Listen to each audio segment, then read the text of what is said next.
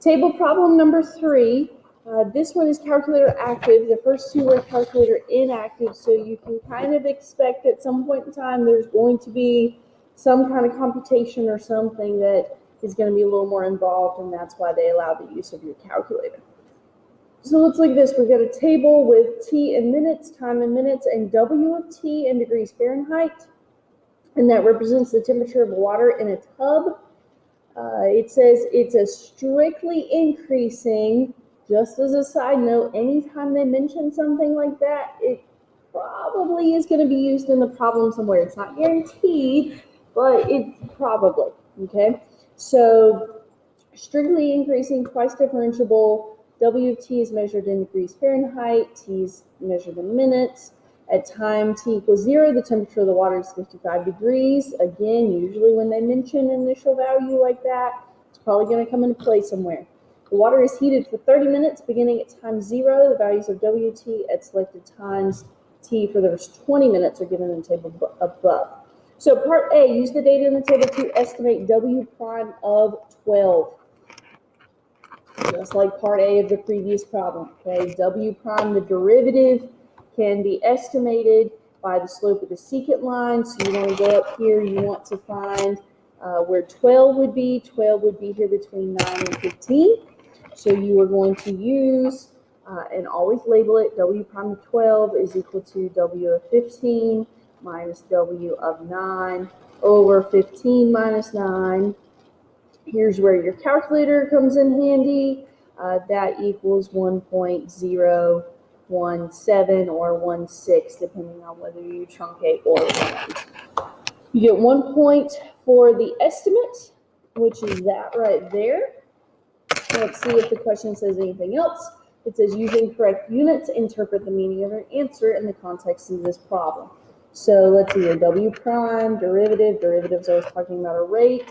So this would be the rate at which the temperature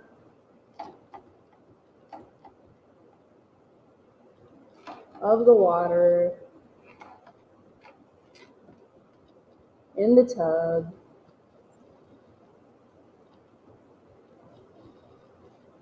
the rate at which the temperature of the water in the tub at time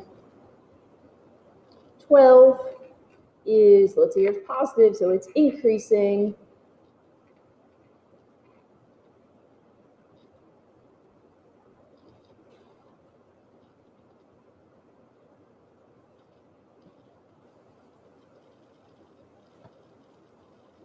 by 1.017 degrees Fahrenheit per minute.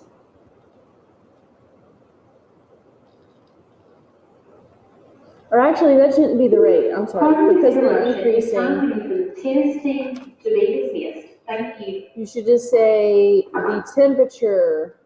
Sorry, not the rate. The rate would be implying the rate of the rate. You just need to say the temperature. My bad. The temperature of the water in the tub at T equals 12 is increasing. The temperature is increasing. Okay, so the increasing is the rate right there. All right, so you get 1 point for your interpretation with correct units. Okay, let's look at part B. Part B says, use the data in the table to evaluate the integral from 0 to 20 of W prime. Remember, integral of an integral, those cancel. So that's just going to be W of, well, let me label it. Sorry. The integral from 0 to 20 of W prime of T dt is W of 20 minus W of 0. W of 20 is 71. W of 0 is 55. So that would be 16. You get 1 point for the value there of 16. It does say to interpret using correct units, interpret the meaning of this. Okay, so integral of a rate, remember that's accumulation. So that's the accumulation of the temperature change. Okay, but the integral's an accumulation. The rate here is the change in the temperature. So the temperature of the water in the tub temperature of the water in the tub increased by 16 degrees Fahrenheit for the first 20 minutes. It increased because that's a positive change. And you do need to mention the 20 minutes. It can never hurt to throw that in there as well. Okay, be as specific as possible. All right, part C.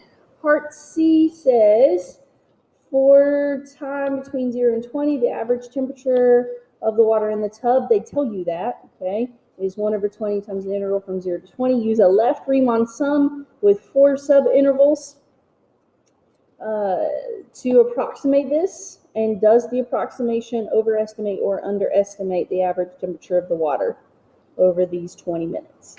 So let's look here. 4 subintervals, that's pretty easy. They've got it set up 1, 2, 3, 4. It's left, so we want to use these numbers. So that's an interval of 4, and we use that value. That's an interval of 5. We use that value. That's an interval of 6. We use that value. That's an interval of 5, and we use the left side of the value. So we always want to label it. So we've got 1/20 integral from 0 to 20 of W of t dt is approximately, don't forget, leave the 1/20 in front. Okay, we've got 4 times 55 plus 5 times 57.1 plus 6 times 61.8 plus 5 times 67.9. So notice, here's where the calculator is going to come into play. It wouldn't have done us any good. I mean, it did do a little bit of good on A, and hopefully you could have figured out B without your calculator. But here's where the calculator comes into play.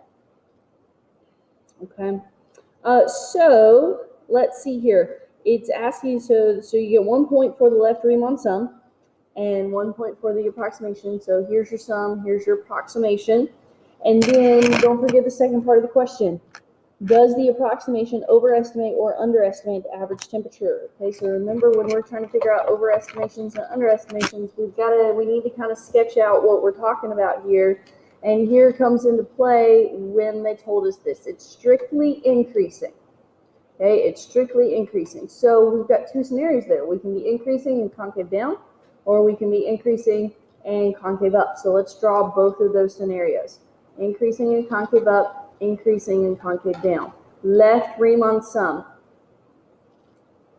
There's that one, under approximation, right?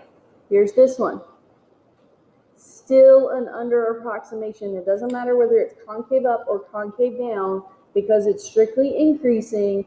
Your left Riemann sum is going to be an under approximation. Okay, this is an under approximation. I'd say give a reason, right? Yes, explain your reason. This is an under approximation because the left Riemann sum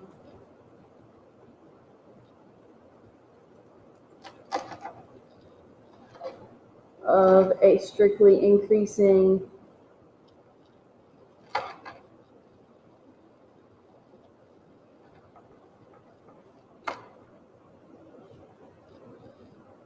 is always an under approximation.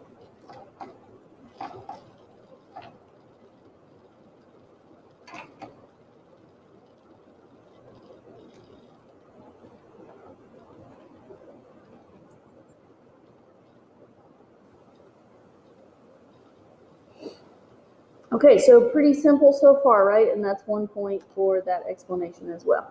All right, last part. Between 20 and 25, the function W that models the water temperature has the first derivative given by, and they give you this function involving a square root and a cosine.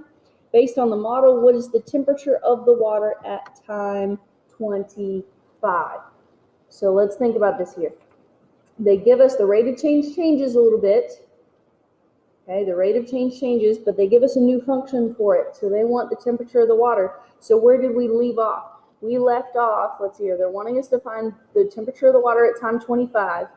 So that's going to be where we left off at time 20 plus the integral from 20 to 25 of this new function, of this new w prime of t dt. Does that make sense? Okay, where we left off at time 20, its temperature plus the integral of this new rate of change of the temperature of the water. And this is where your calculator comes into play. That's all you have to write right there. And then you can just use your calculator to calculate this. Okay, 71 is where we left off, plus integral of this function, 0.4 square root of x cosine of 0.06x. Okay, why did they use such a complicated function? To throw people off, to make you think it's more complicated than it really is. We're integrating with respect to x. We're going from 20 to 25. And we let the calculator do the work. And it gives us 73.043. Always include units, even though it didn't really say anything about it. Never hurts. Okay, so you get 1 point for setting up that integral. You get 1 point for the answer.